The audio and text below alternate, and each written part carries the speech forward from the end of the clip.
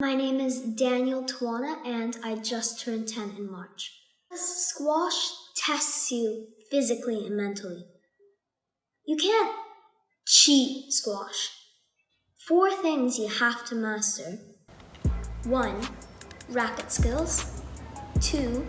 Being tactically smart. 3. Physicality. And 4. Mental strength. Now, if you want to be a champion and compete at the highest level, you have to master all 4 parts. And when a match gets close and it's 7-0 in the 5th and final game, mental strength is the key. Who wants it more? That's when you have to control your mind. Well, guys, it's fantastic to have on the show today Tab Singh and his son Daniel Tiwana. Guys, you're all the way over in Vancouver. How's it all going? It's good, yeah. It's pretty good, Joey. It's we've got out of lockdown quarantine and things are starting to open up again, and squash courts have opened up again. So, Daniel, your video was fantastic that you put out everywhere.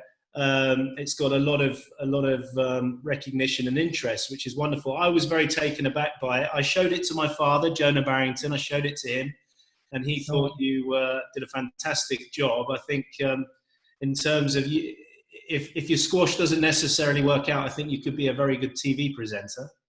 as another option. But would your ideal situation be to be a professional squash player? You'd like to be on the PSA World Tour? Is that what you'd love? Yeah, one day I would love to be on the PSA Tour, be on SQUASHTV. Yeah. One day I'd love to play at the Tournament of Champions, at Grand Central Station. Or, the pyramids outside of Egypt on a glass court. Yeah. I'd love to travel the world and just play a sport I love. Do you think that, because your dad, obviously, Tabs, we chatted when it was back in Seattle, wasn't it? When you came down to it was 2015. Yeah. Are you going to have some plans to take Daniel just to watch one of these amazing pro tournaments somewhere, either in North America or further afield? Absolutely. The tournament that I would actually really like to go to, and I spoke to a few of the pros as well, and they really like this. The venue is in Chicago, a Cathedral Hall. I like the fact that there's so much proximity to the court.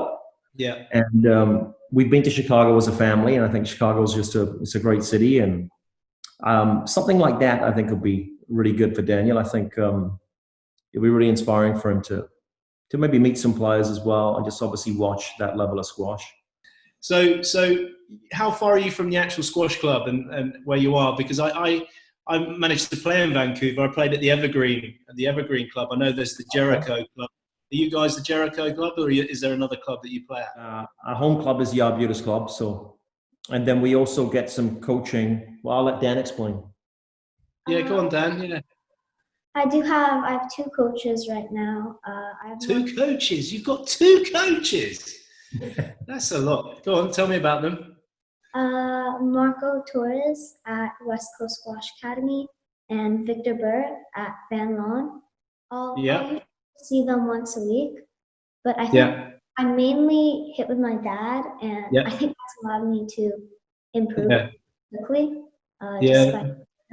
It's nice that you've got some good guidance. And then is your older brother taking you through the physical side of things? Does he like to train as well, just athletic training? Oh, he does lots of training. He does. He mainly focuses on strength. Core training. Actually, a lot of that. And arms and the back. He's just trying to bulk up right now and get a bit stronger. Yeah. Okay.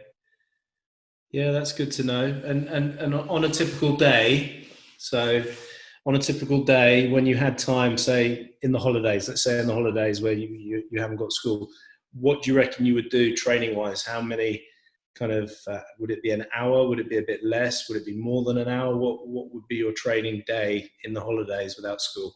Well, since my brother came back from university and to do the online schooling at home, he just started training, and I started training with him. Yeah. I really didn't have anything else to do, and I thought it'd be just a good opportunity to keep myself healthy and fit for Yeah. squash. And so me and William just got into this routine where usually at 3-4 o'clock every day p.m.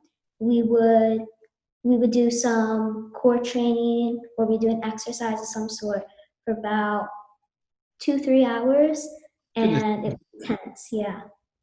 Oh, that's unbelievable. I mean, it's great. That's again, you know, I grew up with having an older brother, and it's wonderful to have that.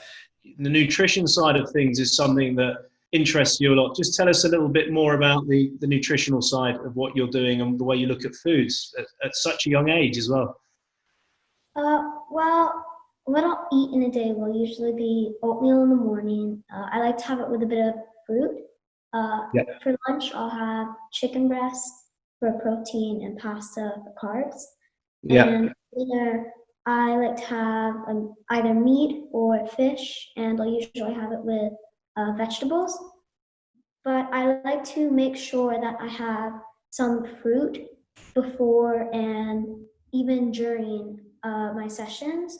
I also have protein shakes, protein bars after I work out, and I make sure just to keep a balanced diet and not eat any junk foods or not too much sugar, no fried foods. I make sure that what I put into my body is nutritional. That's unbelievable to you know, and I'm not talking down to you. I'm very impressed with you. But at 10 years of age, you know, the growing up, what I understood, I always ate well, but I also liked the naughty things as well. I think even as a toddler, I never really ate junk food. You know, I've always been careful about what I eat, even before I got serious about squash.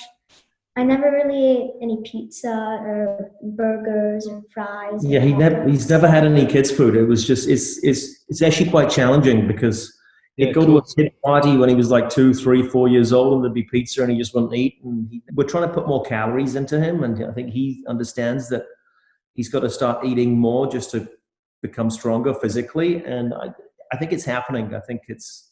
Is there what about a bit of chocolate? Come on, is there anything? A little bit of chocolate? I do have a dark chocolate. A dark chocolate. And Tabs, just going back to you. So Daniel was saying about in the garage area. So you came up, you quite a handy man, or did you have somebody manage to do all the bits, you know, with the No, with the front wall tin, and then I'm actually not that handy myself, but I had some plywood kicking around, and I bought another couple of sheets, and I basically just got some 3/4 inch plywood and just screwed it into the wall, into the studs. And then I put the tin at the correct height though. Yeah. And I put the service line in just so he's got some kind of reference point. Yeah. And then that was for about the first week or two. And then I realized that I could put a back wall in. So I just got some more plywood and just kind of stuck it up at the back. And then he was able to hit full length drives as well. So what, out of the pros, who would be your ultimate pro that you obviously you're really inspired by? Ali Farag. Really? Yeah. He's a fair and honest player, and he has lots of sportsmanship. And yeah, my father always told me that, you know, if you're going down the sport, the route of sport, you're basically a warrior with a racket in your hand, but you've got to live by the warrior code. So to play very tough, be very tough, but also have honor and be honorable as well. So these are good things that you're picking up on. I would say there's some players on the PSA World Tour that are not as honourable, but they still achieve amazing things. But I think that's a really nice code for you to go by. Do you do a lot of reading? You did some quotes. You talked about Art of War and these things. Do you enjoy your books? Yeah, I like reading sports autobiographies. Brilliant, yeah. I'm reading Hank Haney's book about Tiger Woods right now. It's called Business. And you know, it surprised me that Hank Haney's coached the world's best golfers, many of the world's best golfers. He said that the one thing that blew him away about Tiger was that he could be at the driving range for hours, but he never took a shot off. He always set up perfectly and took a practice swing and made sure that he was focus on each and every shot. I think it all just kind of comes down to training with intensity and focus and purpose. A quote from the late Kobe Bryant that I've heard is, it's not how many hours you're at practice, it's how many hours your mind is at practice. And I think that's so true. It's that's a fantastic quote. Yeah. Do you watch a bit of Squash TV? Do you watch a bit of Squash TV, Daniel? Yeah. You do? Sometimes it's just better to watch an hour of squash TV than train. Yeah, no, I agree with you completely. To watch the top players playing, particularly your idols, like Ali Farag, to watch a match of his and then go onto the court, you have a nice memory of what they're doing, and maybe pick certain aspects of that day or what you saw and try and work on that. That's a really great way of learning. And Tabs, this is where Squash TV has been a fantastic tool for the players, you know, because they can analyse their own games, their opponents' games, you know, they're able to watch stuff back, and it's, you know, this is it's really kind of kicked the sport on in that respect. So it's not just great for the viewers, it's great for the players themselves. Thanks so much for your time, both of you. I appreciate it. Thank you for having us, Joey. Thank you. No, it's been a real pleasure, and we'll be watch this space, everyone, because this young man is quite exceptional and unusual in the most positive of manners, and I'm very excited